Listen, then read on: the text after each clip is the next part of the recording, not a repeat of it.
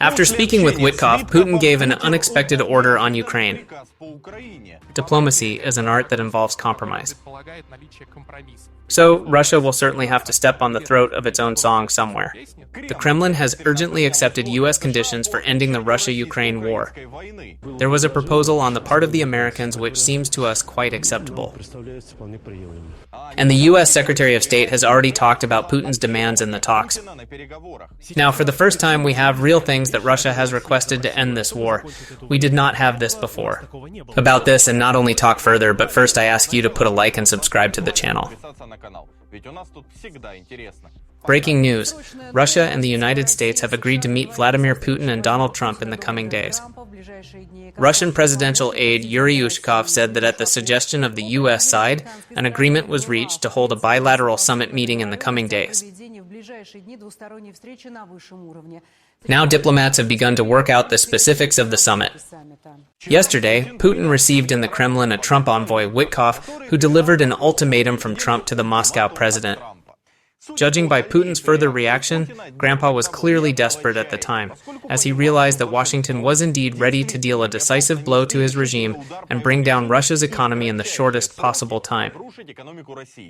According to Fox News Channel sources, Putin personally pleaded with Witkoff to meet with Trump and also asked the U.S. president not to impose murderous sanctions against him, because Putin is willing to offer the U.S. a realistic scenario to end his war against Ukraine. And already today we see that Putin personally came out to his propagandists and said that, yes, I'm ready to meet with Trump, and even Zelensky is ready, but only after certain conditions are met, of course. For God's sake, sorry to interrupt, but in light of the latest news about your future meeting with Trump, and who initiated this summit? There was interest on both sides. Who was the first to offer? It doesn't matter. And can you be more specific? Your assistant said it will be in next week, most likely. Where? We have many friends who are ready to help us to organize events of this kind. Here is one of our friends, the President of the United Arab Emirates.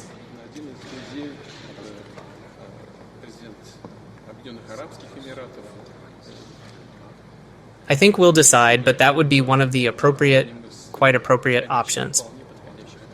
What about Zelensky? Will there be a meeting? I have already said many times that I have nothing against it in general. It is possible. But certain conditions must be created for it. We are still a long way away from creating such conditions. In short, the old blackmailer started his favorite charade that, yes, we're ready to meet with Zelensky, with Trump, but there are nuances, or, as they say, certain conditions. And it has to be said, the White House obviously knew that this would be the case, so it prepared for it in advance. Obviously, Putin's dream is to see eye to eye with Trump, but only to do it in such a way that then we do not have to communicate with Zelensky, because the Moscow president we see is afraid to talk to the president of Ukraine. Putin just needs a meeting with Trump and only Trump. After all, you'll be getting out from under the diplomatic isolation and even trying to personally charm the voracious Trump. But here's the rub. Trump said yesterday that he was open to meeting with Putin, but on one condition, if he then met with Zelensky. And according to information from the president of Ukraine, yesterday, while talking to European leaders, the American president said that if such a meeting were to take place, there should first be 2 bilateral formats and then 1 trilateral format. That is, first Trump meets with Putin, then with Zelensky, and then the 3 of them sit down and say, Ukraine agrees to this, Europe too. Putin is looking for new excuses not to see the Ukrainian president.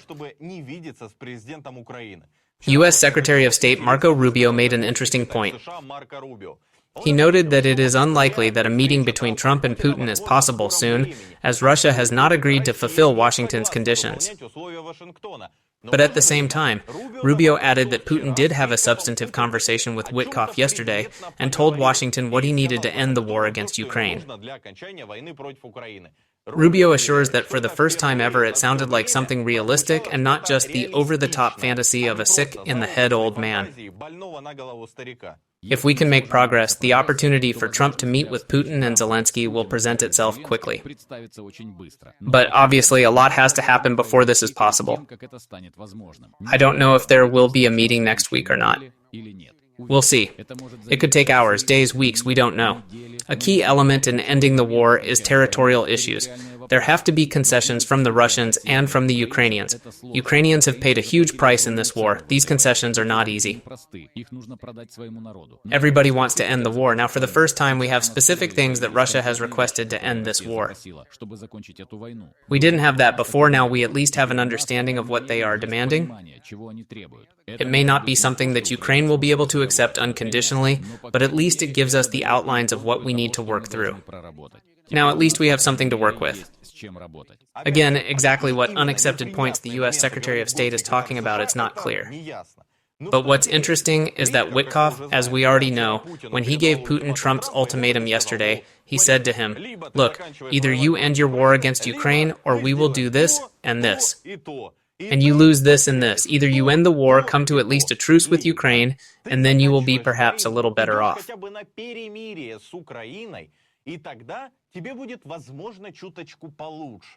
Judging by Putin's aide Ushakov's statement today, the Moscow president has agreed to Trump's proposal. There has been a proposal from the Americans which we find quite acceptable. What's the possible meeting place? I can't say yet, although it's basically set. Does that mean next week? You said days, not weeks. Tentatively, yes, next week. Now we'll work out how and what. Where will it be? I just said.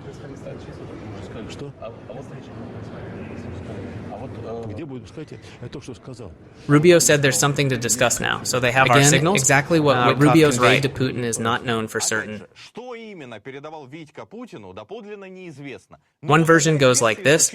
According to the Polish publication Onet, which somehow learned the details of Witkoff's offer to Putin yesterday, they wrote, quote, "It was probably Witkoff's last offer to Russia."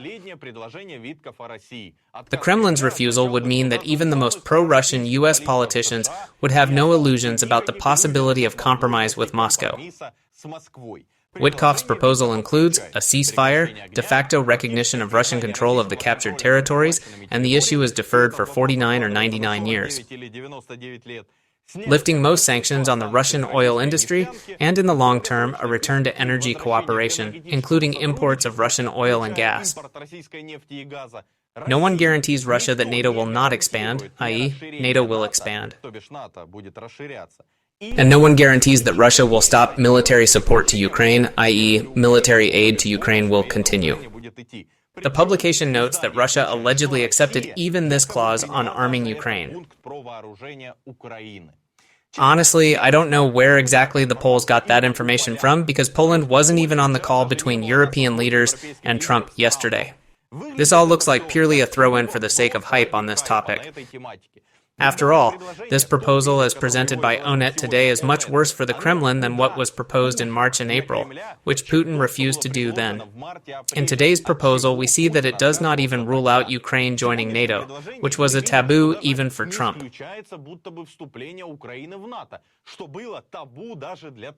Wow, I can't believe at this point that the Kremlin has so suddenly become conscientious and agreed to all this.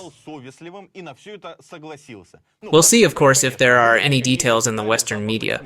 But let's be realistic. Putin clearly articulated with his mouth last week that his ultimatum from last year is in effect.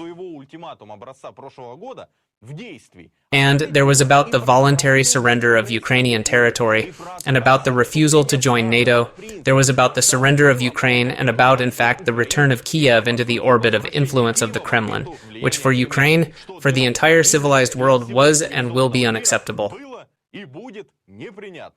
But in contrast to the above, I would like to point out that Russian federal television, in the light of recent events, has begun to promote theses that are extremely atypical for their media. Namely, last night after the dialogue between Witkoff and Putin, a Kremlin expert said that Russia will have to give up its inadequate demands.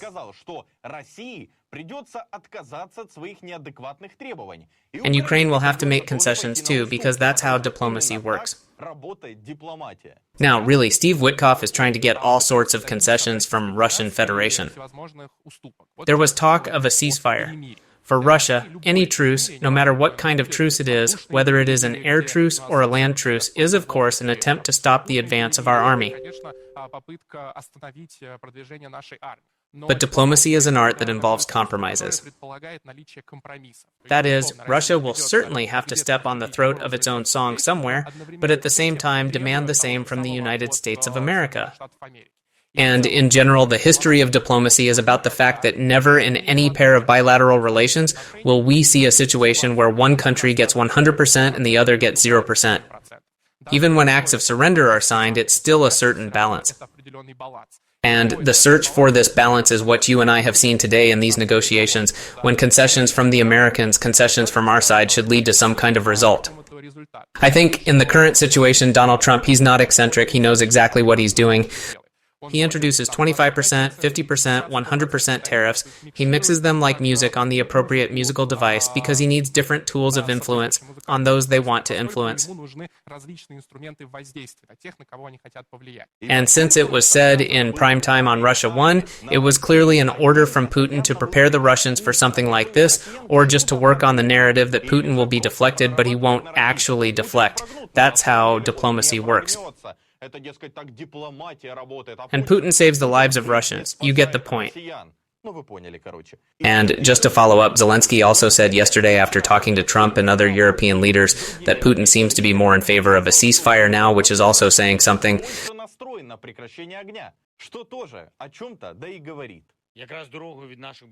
Just down the road from our brigades here in Sumy, I spoke with President Trump. This is the conversation after President Trump's spokesman Steve Witkoff visited Moscow. Our common position with our partners, it is absolutely concrete. The war must end, and it must be done honestly. European leaders were on the call, and I am grateful for everyone's support. We discussed that Russia now seems to be leaning more toward a ceasefire. The pressure is working on them. But the main thing is that they do not deceive us or the United States in detail. We propose that our representatives of Ukraine and partners, our security advisors, hold talks in the near future to define our common position and our common vision. This is very important for us, for Ukraine. Ukraine will definitely defend its independence, and we all need a long and secure peace. Russia must end the war it started. I thank everyone who is with us, with our people, who is with Ukraine, who is with our state. And now let's summarize. I will tell you the version of events that looks the most logical at the time of the video recording. The Bloomberg publication wrote that during a call with European leaders yesterday, Trump told them that Putin was willing to start talks provided they discussed territorial issues. Ukraine and Europe realized that Putin fed Witkoff another load of nonsense. And Trump started pecking at it again. Hence, we hear Zelensky's diplomatically calibrated statement. After all, there is no longer the emotional reaction that was in April. It's learned here. Clearly a plus. I don't know if Rubio fell for all that. He's smarter than Trump, that's for sure.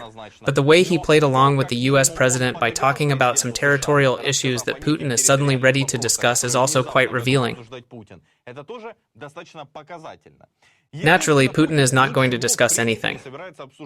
Under the guise of being willing to discuss territories, he simply decided to lure Trump into private talks and thereby try again to delay tough White House action. But this tactic is unlikely to work. After all, Trump clearly said that only the format Zelensky, Trump, Putin. And only if it's real will it end Russia's war against Ukraine. And today, first Ushakov, then Putin himself, said that the meeting with Zelensky will not happen because in their opinion, quote, it's a long way from creating those conditions. There is no talk of a meeting between Putin and Trump. But essentially, even if there is no meeting, we see Putin simply choosing a new tactic, luring Trump into a face-to-face meeting under the guise of being willing to discuss territory, something else, to try in every way possible to try to soften the blow to his regime that Washington has promised to deliver tomorrow. Of course, the territorial issue is of no importance to Putin. He wants all of Ukraine. What goals will he use to achieve this? This is already a minor point. Putin is simply hoping that Trump will not impose any secondary sanctions. Like, the negotiations have resumed, look, we're not standing still. Putin is trivializing hope that he has once again found the easiest way to delay tough measures from the US president. And that's where it comes down to what Trump will do. I would very much like to see American General Jack Keane turn out to be right, who recently said, "What cards has Trump already put on the table, and how will he play them?" The president has made two key decisions. First, he multiplied U.S. military aid to Ukraine, removing the issue of U.S. taxpayers' participation from the agenda. Now the cost will be borne by European allies. It is American, but it will be handed over to the Ukrainians for European money, and there are more deliveries to come. Second, it is unlikely that Putin will agree to a temporary ceasefire, which is the main condition. Most likely, the president will impose sanctions. What does Putin do? He tried to break the president's will and resolve by stalling negotiations, hoping he would just walk away. He is trying to do the same thing with Zelensky by stepping up attacks on civilians to bring pressure on the Ukrainian president and force him to make concessions. But the opposite happened. Trump has redoubled his efforts. He is more determined to force Putin to negotiate. Ukrainians are behaving in an astonishing way. If it were possible to end the war tomorrow, they would vote in favor. But they accept the escalation and do not demand anything from Zelensky except fighting corruption. They support his course and remain steadfast in the face of Russian aggression. You know, the only thing that's heartening about this story is that Ukraine is going into it with new weapons that continue to flow nonstop to the front. And it is also pleasing that Ukrainian arms production is also increasing its turnover. Anyway, here's the story for today, folks. We will in any case see how the situation develops further.